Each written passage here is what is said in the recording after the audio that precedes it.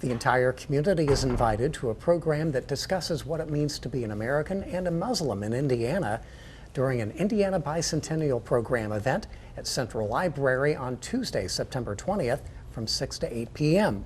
One of the presenters will be Barbara Shoup with the Indiana Writers Center. Barbara is also a former Eugene and Marilyn Glick Indiana Authors Award winner, and she'll be participating as well in the upcoming Indie Author Fair on October 29th at Central Library. More about that in a moment, but first, Barbara, thank you for joining us to talk about your program on September 20th.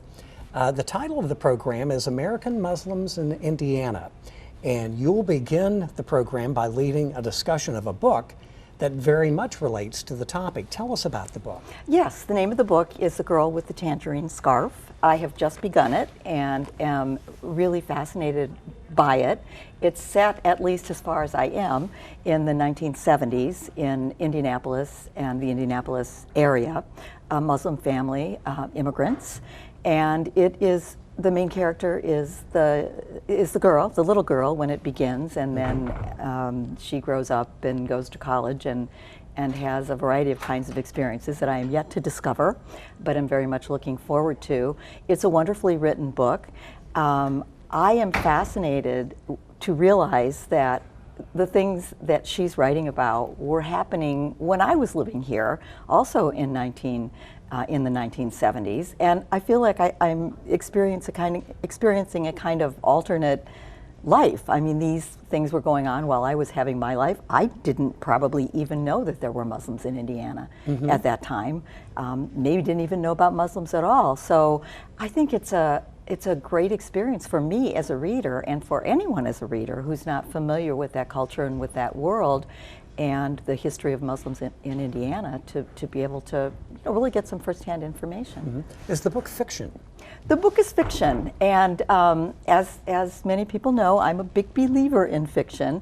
I think that good fiction tells its own kind of truth, and sometimes I think it's even a better kind of truth than nonfiction because you feel it so much. And I really have this strong belief in the power of fiction to change the way people see the world.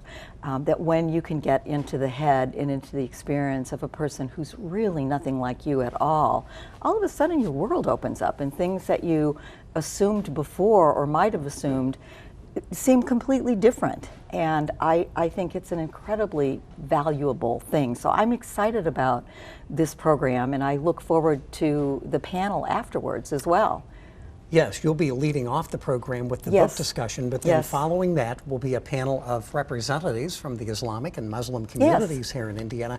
How important do you think that discussion is for the times that we live in today? I think it's really crucial for about a million different reasons, not the least of which is the immigration situation, because we have many immigrants coming from Muslim countries who are wonderful people looking for a home. Right. And there's just been a lot of pushback about this stuff in a variety of ways that I personally am extremely opposed to. And so I'm happy when we can get people together. I hope that there will be an audience of a lot of different kinds of people, to hear what people have to say about their experience here, and maybe to feel some empathy about what difficulties people face when they are, quote, the different ones.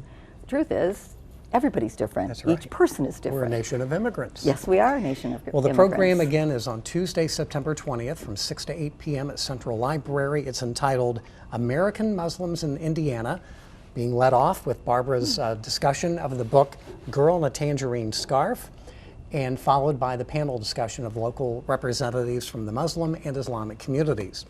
Later this fall, you'll be participating in a big event at Central Library, the Indie Author Fair, which precedes the Eugene and Marilyn Glick Indiana Authors Award.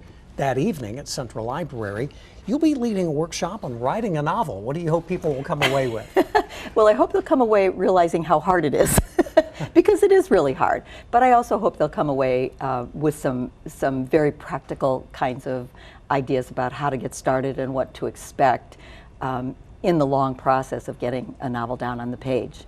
Very good. Yeah. That's going to be on, the date again is Saturday, October 29th. The workshop is at 3:15. It's free and open to the public. That's the beauty of the Indie Author Fair. It's a great day. It's a very busy day for me. I'll be starting early in the morning with the teacher workshop that we're adding this year, doing the workshops in the afternoon, and then always enjoying the banquet in the evening. So I always sleep well that night.